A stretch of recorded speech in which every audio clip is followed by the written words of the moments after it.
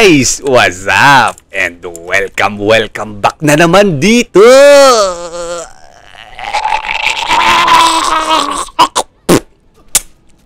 Sa aming channel. Okay. So yun mga boss.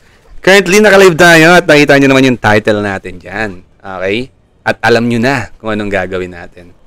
May nagtanong dito sa ating comment section. Si Boss Gambu. Shout sa'yo dyan, idol. May tanong siya. Ano mabilis way para mapalevel up? Abilities. Okay, yung ability tag, mga idolo. Actually, meron na tayong nagawang content about dyan. Okay, pero ito, mayroon tayong mas advanced na way, mga bossing. Kumbaga, nag-level up na, mga boss, yung alam natin.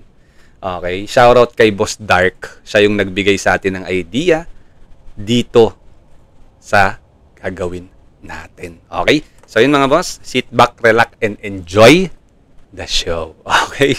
Actually, ay sure ako mas matututunan kayo dito, guys. So, yan. Okay. Para mas mabilis na mai-level up ang inyong mga target na abilities. Ayan. Tignan nyo naman yung mga abilities natin na available. Ayan. May level 90 na tayo dyan. 80.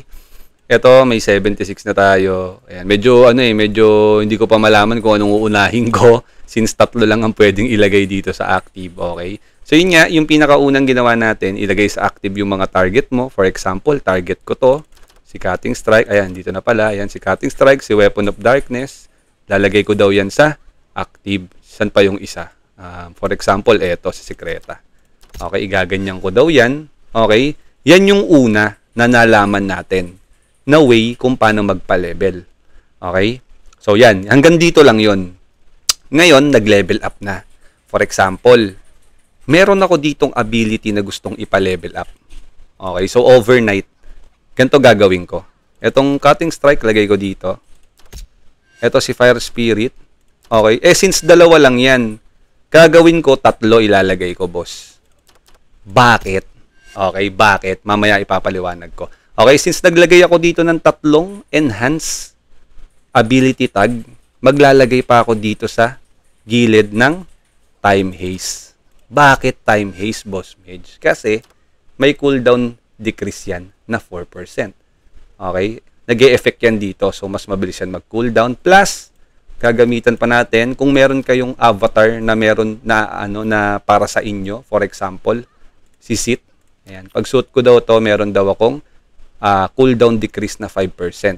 So, meron na akong 9% cooldown decrease. Okay? So, susuot natin yan. Pak. Okay. So, nakasit na tayo. Okay. So, balik tayo kay ability. Okay. So, yan. Ito na yung setup natin. Bakit? Bakit ganyan ang ginawa mo, Boss Medj? Hindi ka naglagay ng hindi mo to para mag-level din sana. Tsaka ito. Mas mabilis kasi yan, mga idol, kung tatlong magkakaparehas na enhanced ang ilalagay mo dyan. Okay. Kasi, ang sabi, asan na isa? Fire Spirit. Ito. Yan. Ang sabi kasi, dito, okay, kung babasahin natin dito, has a chance to grow when using Cutting Strike. So, ito yon. At sabi dito sa baba, has a chance to grow when using ability skill tag with enhance. Since tatlo yung nakalagay dyan, mas mabilis yan magle-level up. Okay? Nagets nyo ba? Gets nyo yan? Kasi matatalino kayo, mga boss. Okay? Ganito pa setup ko dyan, mga bossing. Maglalagay pa ako dyan ng dito sa Greater Recob ng damage received decrease from monster. Okay?